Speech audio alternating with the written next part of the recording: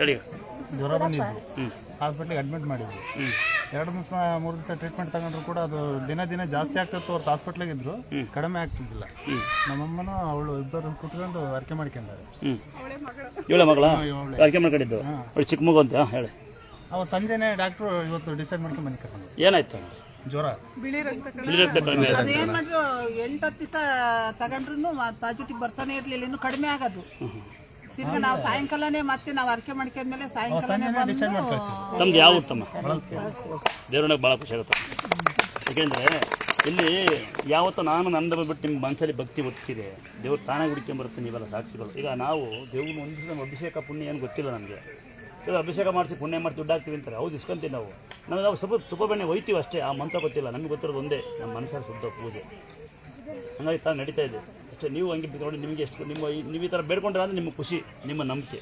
ನಂಬಬೇಕು. ಬಂದರೆ ಹುಷಾರಾಗಲ್ಲ, ಎಲ್ಲ ಹುಷಾರಾಗಲ್ಲ ಅನ್ನೋಂಗಿಲ್ಲ ಅಲ್ವಾ? ನಮ್ದ್ರೆ ಹುಷಾರಾಗುತ್ತೆ.